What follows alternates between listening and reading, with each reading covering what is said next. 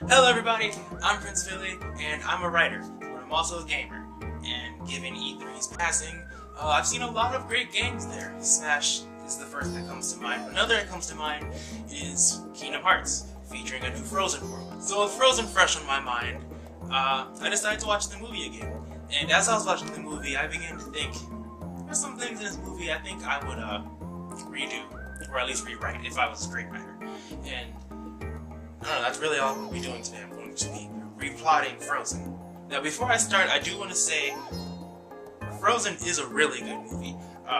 You know, it's cute, it's fun. The songs have been stuck in my head since 2013. It's a really good movie, and it stands on its own pretty well. But if I was the screenwriter, there are some things I would have done different, and that's what I'm going to do. Yes, I know it's a Disney movie, but in my opinion, yes, all Disney movies do require a little bit of dumbing down to be, you know, good for children, or building up to be expansive enough for an adventure. But Frozen, based on the Snow Queen, really didn't need any of that. The Snow Queen is a pretty long fairy tale. It like takes, I don't know, parts, chapters, like 7 parts to get through it. It's about a grand adventure in the first place. It has all those things, and Frozen really didn't need any kind of like retelling, to be honest. Which I know that's what Disney likes to do, but there's a limit to it, and Disney seemed to kind of pass it. The only thing that Frozen and the Snow Queen really has in common is, you know, a queen and some snow. And I don't really like that. So first off, I'll start with Elsa, or the Snow Queen herself. I think her role should have been more sinister, and here's what I mean by that. In the original Snow Queen, she's not the Snow Queen. Is not a very nice lady. She's not a villain, but she's not the nicest person around. And something when I was watching the trailer for Kingdom Hearts, if you guys can see the shirt, something a character said was that Elsa is going to have to choose between being a person of light or a person of dark, being a hero or a villain. It's been said that Elsa was originally planned on being more of a villain. She should have took a more proactive role in trying to gain the freedom. She can still, like, honestly, I would still have her go out into the forest looking for her freedom, but she didn't tie up the loose ends that comes with trying to be free like that. I think what she really should have been trying to do was stop Anna from climbing up the mountain after her. And that brings us to Anna, whose mission is still kind of the same. Find her sister, along with the help of this other guy and his pet reindeer. Of course, I'd still want the whole idea of the separation between the two sisters, because that would kind of fuel the whole situation in the first place. You know, Elsa running off and then Anna chasing after her sister to try to build a relationship with her. But now here's the reasoning for that separation. I'm sure anybody with a brain knows that separating your daughters and mentally abusing them like that isn't a good idea. I would say the parents split up the two at the request of the trolls. But the trolls are commanded by somebody, and that somebody would be like some kind of evil spirit or entity or sprite or whatever, which appeared in the original story of the Snow Queen. Of course, a troll did, which is probably why the troll was in the movie. The troll people were in the movie, but the troll was the villain of the story. So I would say have the trolls be commanded by this evil person who's talking to Elsa and trying to get her, you know, to gain her freedom. Of course, we'd have to throw out the part about the mirror, because that is not gonna fit. I'm sorry. But anyway, I feel like having this evil entity or spirit kind of answers the question of why the bad parenting. You know, why would Elsa and Anna have to be split up? Why would Anna have to forget about her sister? And why Elsa can't, you know, use her powers or learn to control them so she doesn't hurt anybody ever again? So this evil spirit cursed Elsa and gave her the ice powers when she was born, and the ice powers were kind of just been building up inside of her from time to time. I would say that would probably be like the first step of an evil upcoming prophecy. She's the one with the actual frozen heart. That's the curse they gave her. The powers is the frozen heart. So after the accident, which the sprite wanted, Elsa is locked away, and she starts to become a bit of a ticking time bomb. And once the events of the movie happen, she runs off, and that starts the next step of the evil prophecy. It sets forth the frozen apocalypse, which apparently was happening, but they glossed over that too. They were like, oh, she started an evil apocalypse, but how did she do that? So it's up to Anna, or Gerda, as she was originally named in the original story, to save her sister with sisterly love.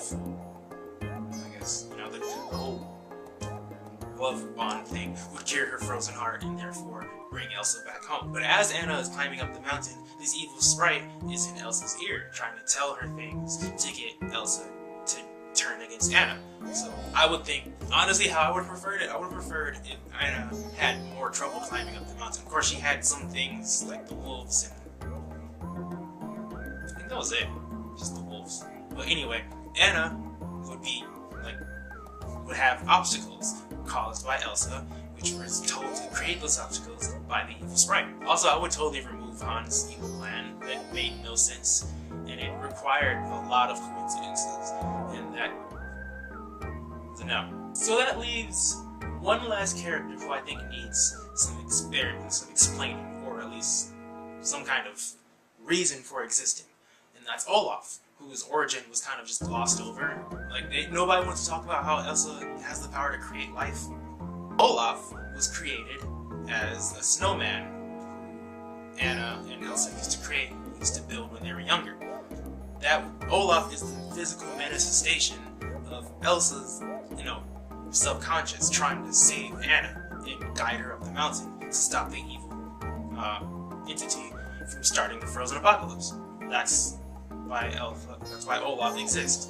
He came to life because of something that Elsa really wanted, and that's to be with her sister. Also, Olaf would be based off, I feel like he may have been, but Olaf would be based off of the Tamed Crow, which is a character from the original Snow Queen who helped Gerda and led Gerda, or Anna, who led to the Snow Queen, or to wherever they were going. I can't remember. I think they were going to Snow Queen, but who led the main star Gerda to where she was going.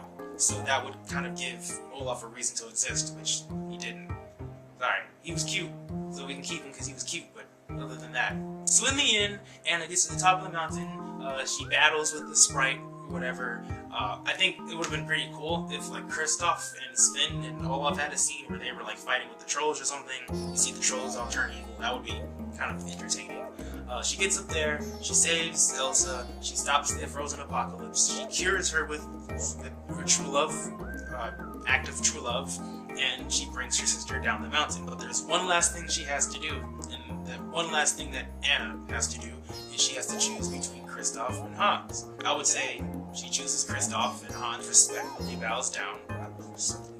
Not bows down, but he respectfully backs off and notes, as he's leaving, he notes that everything looks healthier and everything looks friendlier, and Anna even looks better.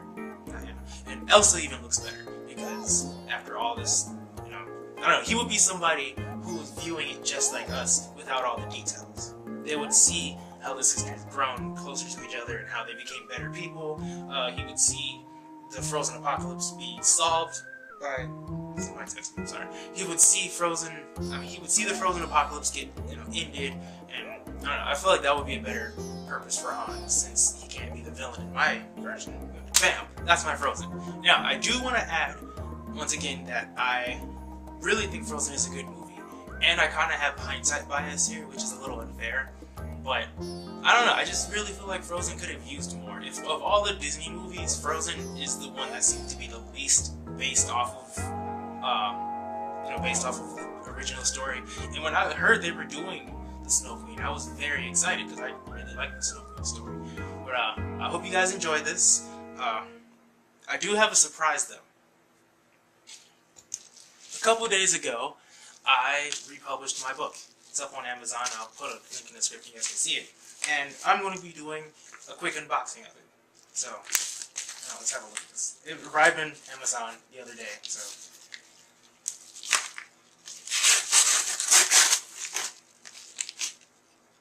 Let's put this away, because knives are dangerous. And let's see how's history. Bam! This actually looks really well. Fortunately, I guess my cover, this is the proof version. They gave it to me because I'm the author. You see this is not for resale. But yeah, here's the cover and everything. I don't know. I like this though. Turned out really well. But yeah, that's it. So if you like this video, please like, subscribe if you want to see more of me. I do Reddit videos a lot, so I'm planning on making my next one a Reddit video. If you're new here, you know that. If not, probably. I don't know. But yeah, that's it. That's it for today. Thanks for watching. Bye.